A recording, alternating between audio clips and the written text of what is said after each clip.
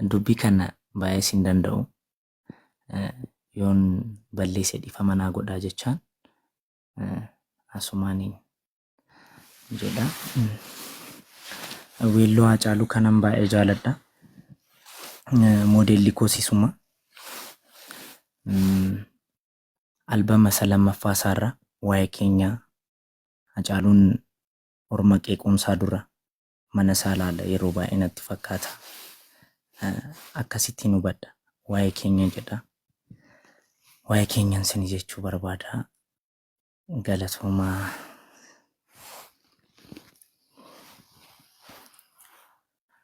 Waa'ee keenya yoo itti dhiisan sila nama dhiisu. Dubbii keenya takkan taane otoo jirru nu takkan jirre maal godhu akkan jirre jiruu faana gargar baane itti dhisnee silaa gadin teenye walii gallee yookaan alaan gallee itti dhisnee silaa gadin teenye walii gallee yookaan alaan gallee ofiittani himaa asaasiin dubbii hunda dhibde anas dhibde kanaafan garqabeen ofitti asaasee mee beekamoo wallaalaa kam komannaa nuuf hin gallee rakkannee akkam taana wal guduunfuun wal sakaaluun dantaa taatee walii gamnee rakkoonis keenya taatee mee yaa rabbi yaa gooftaa koo allaatticha mootii hundaa walii galeetti nu tole nu dandeessa harka qabdaa jiruu jechaa fi jiruu miti yaa rabbi akka jirruutti jirra nu gamteetti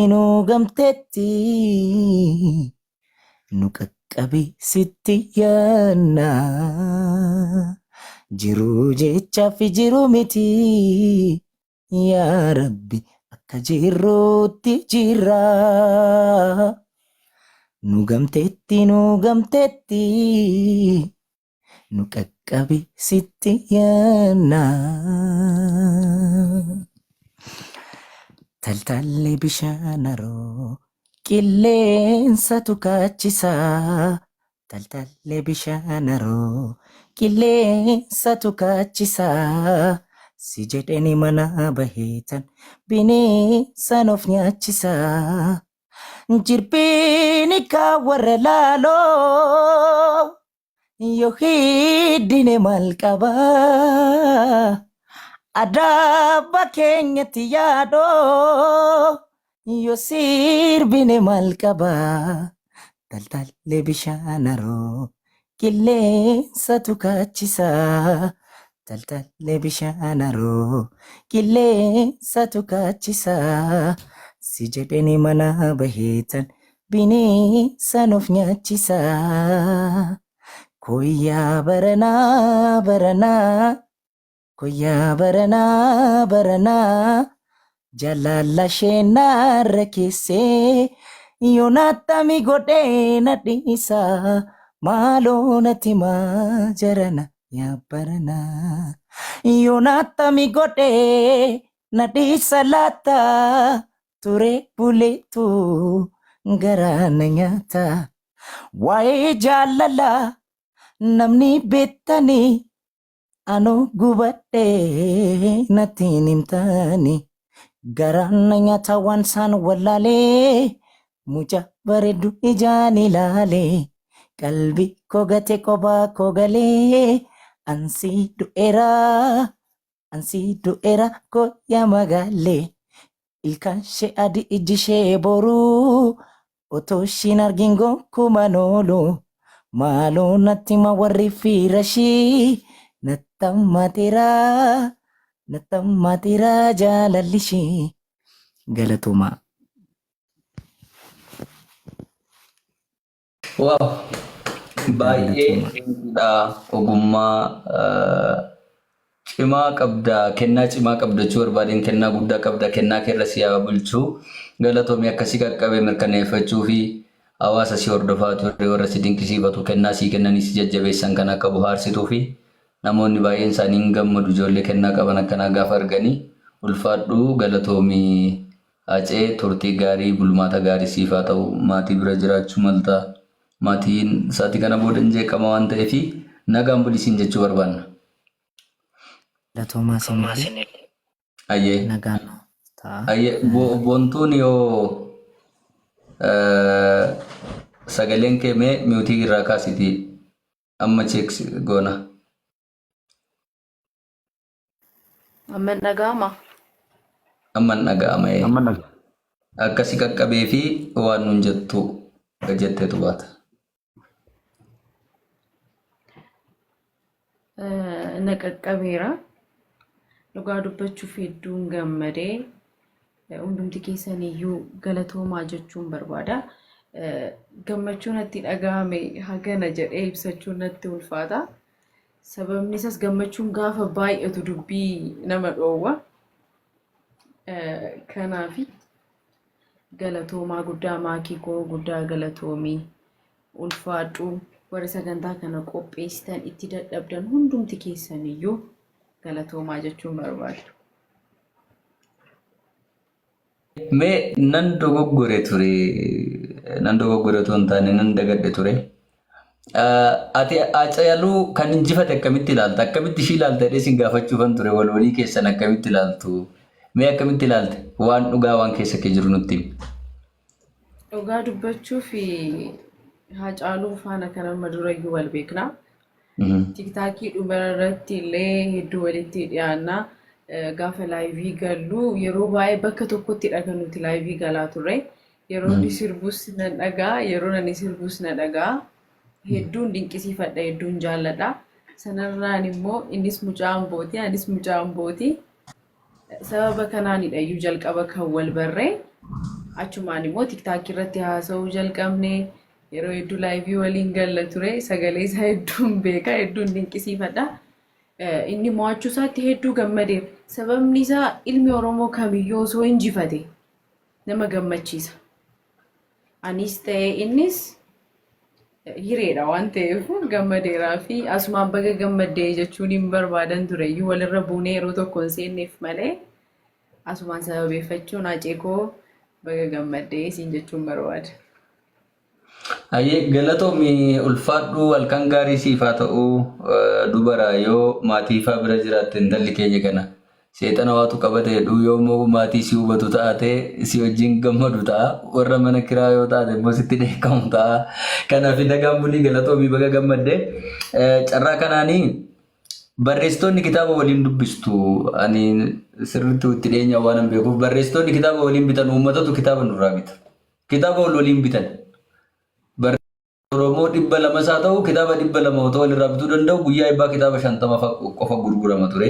Sagantaa gaafa irratti hojjete walirraa bita. Kitaaba walirraa bitu barreessaan. Weellisaan sirba walii sheeriin godhu hin qeequs. Eenyu akeekuuf qonnaan bulaan dhufee sirba akeeku jedhan. Daldalaan dhufee sirba akeeku. Daldalaan dhufee sirba jajjabeessu. Namoota ogummaa isaanii malee waan jaalataniif waan saba afaan Oromootiin sirbeedhaniitu namoonni garaagaraa sheer godha jechuudha. Hawaasni nuti warra weellisuu fi yaada keenya sheer godha waan dubbisne irraa kaanee waan hubanne irraa kaanee hinti isa waan sirbaa dubbanne. Weellisaan sirba walii sheeriin godhu dhiyeenya kan amma sheer gochuu kan baran. Keessattuu namoonni feemasiidha beekamtoota jedhamu kun waan sanaaf hin galuun. Hawaasuma too beekamtii kennee fi walii isaaniif akkamitti beekamtiin kennine nama jechiisaa jechuudha. So maal siniin jechuu barbaadeetanii akkanatti namoonni miira walii otoo dhaggeeffatanii gaariidha. Ebeluu waa'ee ebeluu maal jedha? Ogummaa isaa akkamiin ilaalta? Nama innaa du'e qofa dubbachuun sirrii miti. Alii Birraa namoota innaa Dr. Alii Birraa innaa isaan lubbuudhaan jiran nama barree amma on dubbadde gaariin ta'u. Namoota sirba sana nu banne Alii Birraa kuma waan sirbinetti namoota lakkaa'antu jira. Yoo riitimiin dhiichisni wayii jiraate malee yoo inni waan inni barbaadu shimalli fardi yoo keessa jiraate malee sirbatti hin fakkaatu namoota baay'eetti akkasii miti. Sirboota namni saayinsiidhaan kan hubatu. Sirboonni Alii Birraa biyya keenya keessatti miti Faranjoota biratti dinqisiifatama. As Sudaan keessatti Afrikaanota baay'ee biratti dinqisiifatama sirba Libirraa jechuudha. So namoonni weellistoonni yoo sirba walii kanan dhaggeeffatanii yoo waliin jajiin namni kaan jajuun sirrii miti. Aliin Birraa argatu fi Haacaaluu Hundeessaa argatu beekamtii kennuufiin namoota kana baay'ee cimoodha jedhanii haasa'uun sirrii miti. Yeroo namni lubbuudhaan jiru iyyuu beekamtii kennuufiin sirriidha.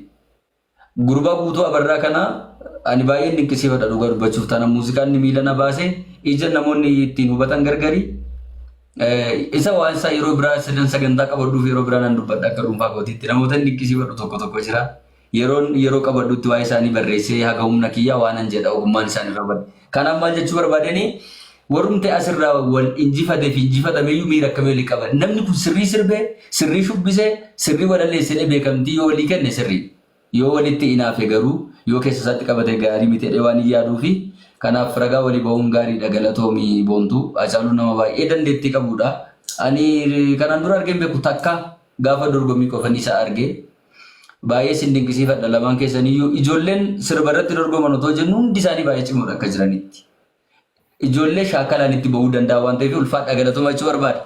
Fixeera akka malee inni reesturaantiif galatooma.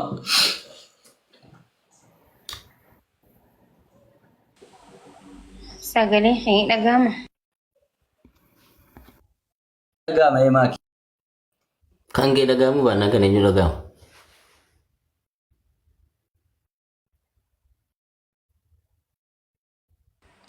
Ni dhaga'ama miti? Era sirriitti. Dhugaatiidhaa fi kaanus fedhinnaan hawaasa isaa gargaaruuf qabu ani maal jee akkan dubbadhu hin beeku. Dhugaa kaanus hedduu takka galatoomi. Ammaal jee waa'ee kee akkan dubbadhu hin beeku. Hedduu waan kana keessatti hedduu dadhabee eenyu olitti waan kana keessatti hirmaachuu ture. Warri koomantii hundi keessan kaanunis yoo naa galateeffattan akka malee natti tola. Galatoomi siin jechuu barbaada kaanunis. Jechan qabu kana caala dhugaa.